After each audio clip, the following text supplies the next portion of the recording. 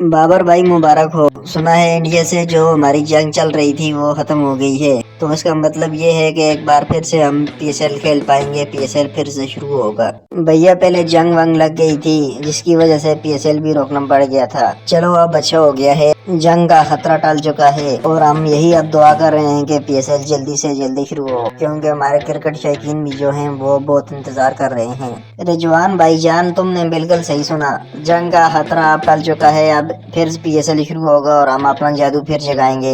हाँ भाई इंडिया वालों, विराट कोहली, रोहित शर्मा, तुम्हारे यहाँ भी तो आईपीएल रुक गया था जंग की वजह से। तुम लोग भी बहुत खुश हो गए इस समय, क्योंकि तुम्हारा आईपीएल भी फिर से शुरू होगा। भैया मेरा जाती मानना तो ये है कि ये जंग वंग हो ही ना और हर तरफ अमन ही अमन हो, सुकून ही सुकून हो। जब जंग होती है तो दोनों तरफ मरते तो इंसान ही हैं, इंडिया में हो या पाकिस्तान में, मरते तो इंसान ही हैं। ये जंग वंग तो होनी नहीं चाहिए। वाह वाह बाबर आजम, बिल्कुल तुमने सही कहा। हम भी तो यही चाहते हैं कि जंग ना हो और हर तरफ अमन और शांति हो, क्योंकि भैया जब जंग होती है तो दोनों तरफ मरते तो इंसान ही हैं और हम ये बिल्कुल भी नहीं चाहते। इस वजह से हमारा आईपीएल भी रुक गया था और अब खबरें ये आ रही हैं कि आईपीएल फिर से शुरू होगा। फिर से हम सारे खिलाड़ी आईपीएल में जलवा बिखेरेंगे। चलो तुम्हारा पीएसएल भी शुरू हो जाएगा, तुम भी उधर अपना जलवा दिखाना। रोहित शर्मा भाईजान, चलो आईपीएल और पीएसएल तो शुरू हो जाएंगे, लेकिन सुनने में ये भी आ रहा है कि पाकिस्तान के साथ अब हमारा कोई मैच नहीं होगा और जो आगे एशिया कप होना था 2025 में वो भी शायद कैंसिल हो जाए और हमारा पाकिस्तान के साथ कोई मैच नहीं होगा।